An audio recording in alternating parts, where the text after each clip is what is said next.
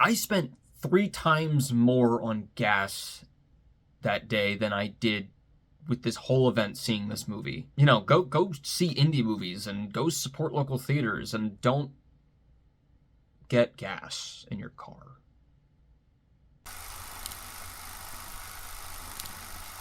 Welcome back to the channel, guys. Today our movie in the middle is The Sweet East. The Sweet East is a story of loosely connected vignettes following a young girl traveling up and down the east coast of America and the various people she meets. It stars Talia, Ryder, Simon Rex, Jacob Elordi, Edibiri, Jeremy O'Harris, Rish, Shah, and Earl Cave. Okay, so I know I put a poll out on Instagram for you guys to vote on which review you wanted me to do this week, since Poor Things isn't actually coming out for another couple of weeks in wide release. And I promise I'm gonna get to those, because I did see Godzilla -1, I have seen Dream Scenario, and I'm gonna see Eileen. So I will talk about those in my end of the year recap of all the movies I didn't get to review. However, I needed to do this one for a couple reasons, because it was just such a cool experience, and I don't think anybody's heard of this movie. I didn't hear about this movie until the day that I saw it. So my friend came up from Florida, Jared, you guys know Jared. Jared, we're all friends here, we know Jared. He came up from Florida, he's the one that I went to the Halloween Horror Nights with a couple months ago, and we were gonna see Wish at the Senator. If you don't live in Maryland, the Senator Theater is probably like the biggest, oldest theater. It was built in 1939, like basically the golden year for Hollywood, so that's like perfect. And it's like one of my favorite all-time theaters ever. And we went there to see Wish, and they weren't playing it anymore. It had stopped like the Wednesday before he came up, and we were like, oh, that sucks.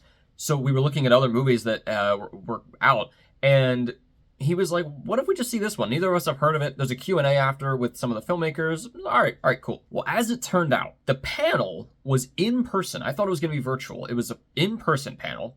It was the director, Sean Price Williams, the screenwriter, and the lead actress, Talia Ryder, which if you've seen any of my other reviews, you've probably maybe seen my Never, Rarely, Sometimes, Always review, which was from like years ago when the channel was still, you know, cringy. And Talia Ryder was one of the main 2 stars of it. And then after they did all of the questions and answers and everything, they just kind of hung around for a bit, like just chilling there.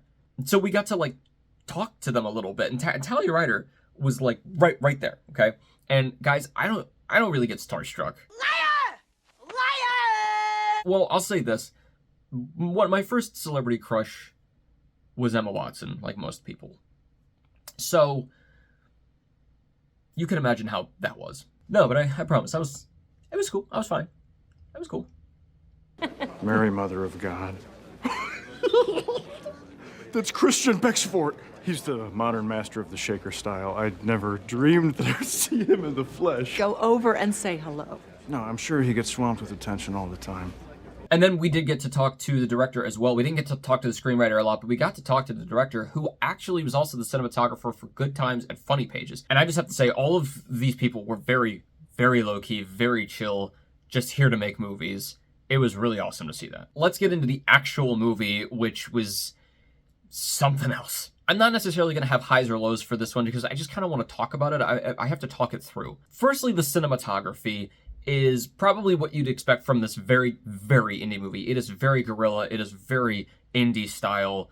All these handhelds, weird zooms, all these interesting things that are going along with it. But it really very much looks like a student film, like things that I have seen in college and made in college. Like there was even some out of focus shots. There were things that were incredibly weirdly angled and zoomed in on very quickly. So on the surface, it looks like this movie should suck. But of course, as you probably can predict, I'm gonna say that it made it feel much more real. I mean, it did. It strips away all the glitz and glamour and premeditated shots and storyboards, and it feels like they literally just went out and shot people talking and filmed people having these weird interactions. It's kind of like you're just peeping into like real life stories happening in front of you. Then there's these other things that they do, these other shots, these other weird tactics. Like they have like cartoonish effects. They have 1 or 2 shots that are literally painted a scene all around where the actors were and then like pasted them in. You know, kind of like they did with like Wizard of Oz. And I also think that the cinematography slightly changed here and there, keeping that like indie style, but just slightly depending on the state, the section of the movie that she was in. On the other side of it, the music is also really interesting as well, because it's not like standard music. It's a lot of weird quirky sounds and just things I wouldn't have expected. That wouldn't have felt like this would have fit in the movie. But kind of like I said in the holdovers, you're following the character, not the plot. And this, I think, not only does it set the tone of the movie, but it's following this character, who I'll get to in a minute. And I thought that was really interesting. We actually asked the director about the music choice, and he was saying that he kind of feels like, you know, a lot of Hollywood movies have the same score. They just kind of do the same thing over and over. He wanted something different. And also for the soundtrack, he just put his iPod on shuffle, and just whatever songs came up, and he really vibed with them. He put them in the movie. Specifically, this one, it wasn't on his iPod, but it was an original song by Sean Price Williams for this movie that Talia Ryder actually sings at the beginning of the movie. It's called Evening Mirror, and I don't know what it is about it, but there's something weird, and I can't stop thinking about it. I'm blessed, I'm kissed, free in the atmosphere.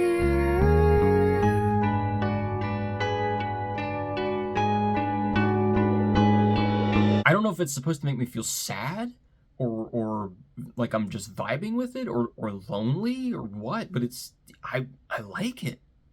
I don't know why, but I like it. But the heavy majority of this movie that is something to talk about is the story and the characters. Because like I said, the story is a bunch of loosely connected vignettes kind of stuck together that don't really have much to do with each other, but a little bit. And the weirdest thing is, about halfway through this movie, it dawned on me, and apparently a lot of other people thought this as well. This movie reminded me a lot of Beau is Afraid. I wouldn't have thought that, because this movie is kind of like a really wacky Beau is Afraid movie disguised as a slice of life. And Beau is Afraid is basically like what this movie is times 10, like a bigger budget version of that. So it follows this character, this young girl named Lillian, as she's traveling up and down the East Coast. I'm honestly still not really sure why. Admittedly, I did miss the first 5 minutes of the movie, and I'm not sure if that clears it up or not. I feel like I missed a lot, even though it was about 5 minutes of the movie. From what I was told, she was going on a field trip, so I'm not really sure if she was high school or college. She was going on a field trip, and I guess just ran away. Or maybe she told people she was going on a field trip and ran away. But she just goes to all these different states. I very quickly realized that she was just kind of floating through these places, lying about what her intentions and her past were. And she was also kind of making up stories on the spot, depending on who she was with, based on or pulling from things that she had done in the movie prior to that. So she really was just hiding her identity almost the whole time, and I guess just seeing life on the East Coast. Now, the thing about these vignettes, basically each section is just a different state, is they're so weird, and I don't know why they're put together or why they chose what they did. But it doesn't matter. I 100% believed I was watching just a real thing happen in each of them, and I was very invested and interested in what was happening in each of them. Even if I wasn't sure why or what it was doing there, I was like, all right, well, we're here now. I'm watching it. I'm invested in what's going to happen here. And one of the coolest things about it, seeing it in the Senator and living in Maryland, is that part of it takes place. The first about 10 or 15 minutes takes place in Baltimore. They, once again, had to show it in a very realistic light, because we're Baltimore. But it was still very cool. They had literal shots of them going down like the highway and signs that I see every day on my way to work. That was just really cool. And just like I said in the holdovers, we're not following the plot necessarily. We're following this character. She's the core of it. She's the crux of it. And so it's very dependent on her and not all of these subplots that come up, because a lot of them are going to come up and you will never see them again. In fact, there's one at the beginning of the movie that comes up about 5 minutes into the movie, and it is very, very concerning, and it's never addressed again. Because she just leaves. And as much as she seeks these things out, things just also sort of happen to her as she's in these different places. And I honestly wasn't sure whether we were supposed to, A, feel fear for her and feel scared for her, because she's put in a lot of these really weird, shady situations that some of them she brought on herself, but some of them just kind of happened to her. And B, whether we were supposed to even like her. I wasn't sure, because she's not a great person, but she's also not like a bad person. Talia Ryder even comments on this in a couple interviews talking about Lillian's character. She said she was drawn to her just because she was more intrigued by her, and she had been looking at a lot of scripts that were more about depressed, sad girls. She's like an imperfect character, so she's not trying to be like a hero. She says some stuff, some amazing stuff, some bad stuff, and I don't know, I just like that it was all in a roll. But she said, yeah, she says some not great things, and then she does some pretty okay things. So it's weird. I don't really know what to think about her. I don't think I liked the character all that much, but she was at least interesting to follow. The other thing is kind of along those lines. I'm not really sure what the movie itself is about. Like, I get that, it's about going to all these different places and seeing what you would stereotypically think about these places and kind of breaking down preconceived notions and all of that. I totally get that. But because the main character is so blasé about some stuff, and we can't really track what her motivations, her goals, her thoughts are 100% of the time, I'm not really sure what I'm supposed to get out of it. And honestly, after hearing the director talk about it, I'm not quite sure he knows either.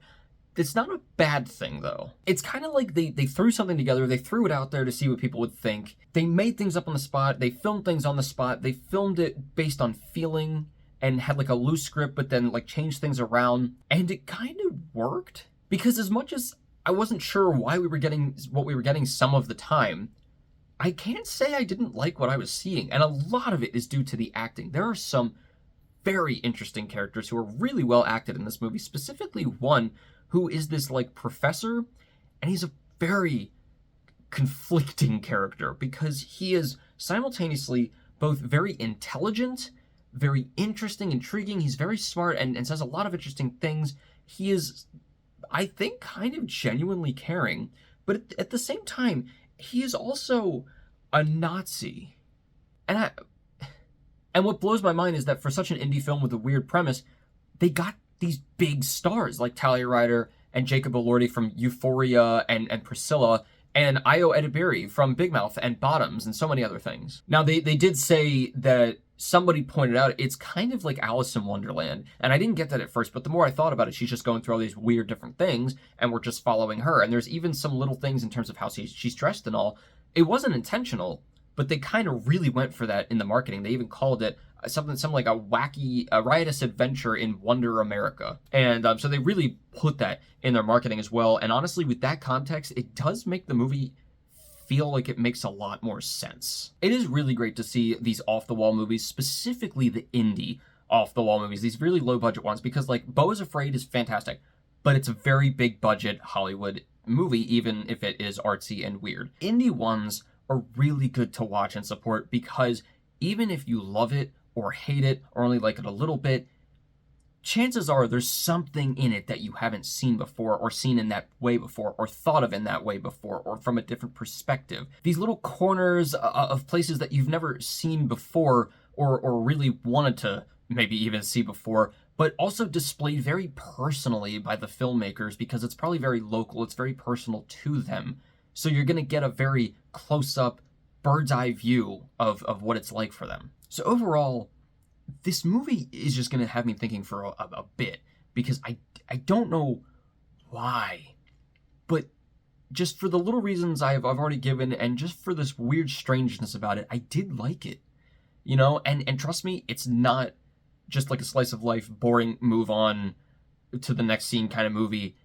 It's weird. It gets weird. Like, it almost feels unfinished. Like, it's just this thing that they threw out there to see what happened, but I had a really good experience with it. Sometimes it's a slice of life. Other times it's, I dare say, Tarantino-esque. It's a wild movie. It's a quiet movie. It's a weird movie. It's personal and unpolished and raw, yet kind of intentionally shot and exhibited at times. It's not something I'd ever thought I'd see, and yet it's going to stick with me for a bit. I'm going to give The Sweet East a 3 out of 4, and I'm also going to give it a new award that I've kind of already talked about a little bit, called the Corner Award, and that is for movies that I feel it feels like you're going into some small corner of the world that you would never have seen. It takes place only in this small place. Now again, this takes place over the whole East Coast of America. However, it dives into very, very small sections of it within those states. Another movie that would be a good example of this is Creep.